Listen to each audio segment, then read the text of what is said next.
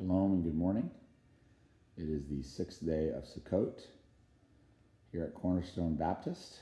This is Daniel John Lee with Torah Restoration Ministries. I wanted to just make a short video about the significance of the feasts, since we're on what in my mind is the granddaddy of all feasts, the crown jewel of the feast, which is the Sukkot. But just wanted to do this real quickly just to show not only the feasts, but just the prophetic implications of these feasts, just so that we understand. And also, you'll notice I didn't just put the 7 feast days in Leviticus 23, but I also put Hanukkah and Purim, because Hanukkah actually, you can go to John 10, where Yahshua actually observes Hanukkah. He goes up to the temple to teach. And then Purim is in the book of Esther. So those are also scriptural feasts that were added in later. And they all have very significant prophetic things. So, of course, these are the ones that have already been done.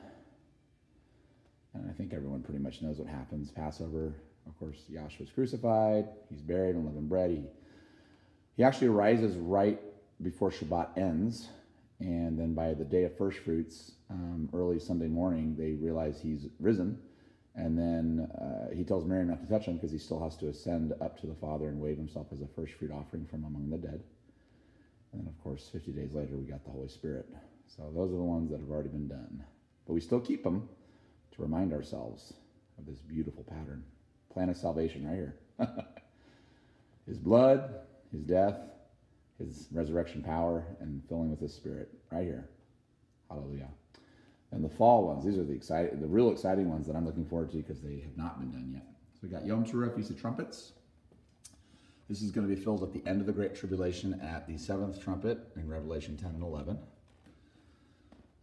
Paul talks about this in 1 Thessalonians 4, 1 Corinthians 15, and it's talked about in Revelation 10, 7 through Revelation 11. The dead in Messiah rise first. This is also when the 2 witnesses rise after their 3.5-year testimony against the beast. And we all meet Yahshua in the clouds. 1 Thessalonians 4. Hallelujah. Acts chapter 1, Yahshua goes into the clouds.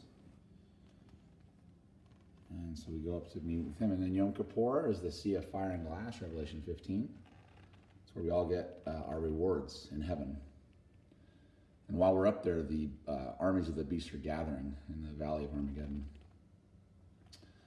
Sukkot is, of course, the 7-day waiting feast, and then you got the last great day, number 8. But it's the marriage supper of the Lamb that we'll have up in heaven. We're still in heaven, by the way, during this whole time. Then we got the last great day. This is Revelation 19. It's also talked about in Jude, Zechariah 14. We return with Yahshua.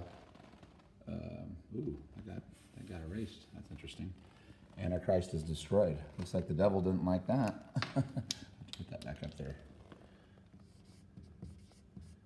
Antichrist destroyed. Okay.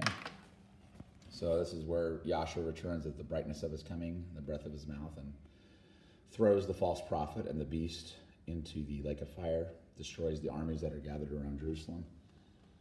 And we got the 1,000-year reign in Revelation 20 begins, and we rule and reign with Yahshua in our glorified bodies, now that we've returned to earth with him.